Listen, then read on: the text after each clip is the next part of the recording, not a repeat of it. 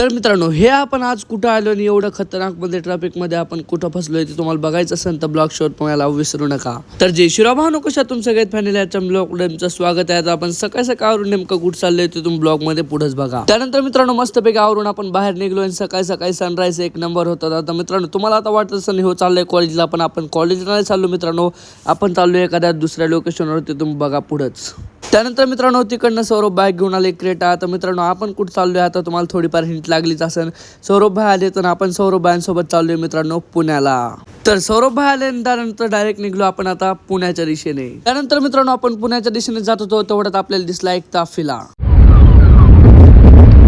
मित्रांनो, ताफिला बघितलं आपल्याला वाटलं पहिले सुनेत्राताईचे, त्यानंतर कळलं की सुनेत्राताई नाही दुसरंच कोणीतरी आहे. तर 1.5 तासानंतर आपण फायनली पोहोचलोय आता बोबदेव घाटामध्ये. बोबदेव घाटातनं पुण्याचा व्ह्यू तर काही खतरनाक मध्येच येत होता. नंतर डायरेक्ट येऊन पोहोचलो आपण आता पुण्यामध्ये. पुण्यामध्ये आलो, ट्रॅफिक लागणार नाही असं कधी होणारच नाही, त्यामुळे अडकलोय आपण आता ट्रॅफिक मध्ये. तर मित्रांनो, तुम्ही आता म्हणसाल तू पुण्याला नेमका कशासाठी आला, तर मित्रांनो, आपलं सौरभ यांचं भारत फोर्सला थोडंसं काम होतं त्यामुळे आलतो आपण. फायनली आपलं आता भारत फोर्सचं काम झालंय आणि मित्रांनो चाललो आपण आता नाश्ता करायला. तर मित्रांनो, भारत फोर्स मध्ये फोन अलाउड नाही त्यामुळे मी तुम्हाला तिथला व्हिडिओ दाखवला नाही. तर मित्रांनो, नाश्ताचं करायचं, आपण खायचं काय, तर सौरभ म्हणलं चला सौरभ भाई कालिकाचा मस्तपैकी समोसा खाऊ, त्यामुळे आलोय आपण आता कालिकामध्ये. त्यानंतर आपण डायरेक्ट आलो होता कालिका डेअरी मध्ये. सौरभ भाईने दिली समोसाची ऑर्डर. त्यानंतर फायनली आपली ऑर्डर आली, मस्तपैकी समोसावर ताव मारला आणि थोड्याच वेळात आपले समोसे खाऊन झाले. त्यानंतर मित्रांनो, पोट भरून कालिकामध्ये नाश्ता केला आणि आपण चाललोय आता मित्रांनो माळेगावला.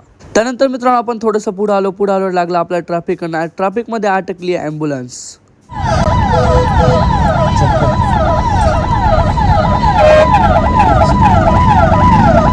नंतर मित्रांनो, फायनली एकदाच ॲम्ब्युलन्सला रस्ता मिळाला. सगळ्यांनी गाड्या साईडला घेतात. फायनली ॲम्ब्युलन्स आता त्यांना ज्या हॉस्पिटलला जायचं त्या हॉस्पिटलला गेली. तर मित्रांनो, तुम्हाला पण कधी अशी ॲम्ब्युलन्स सापडली तर त्यांना रस्ता देऊन पहिले ॲम्ब्युलन्स पुढे जाऊ देत जावा. नंतर मित्रांनो, आपण 1.5 तासानंतर फायनली आलो आपल्या माळेगाव. तर चला मित्रांनो, आजच्या ब्लॉगसाठी एवढंच. माझा ब्लॉग कसा आवडला नक्की कमेंट्स सांगा.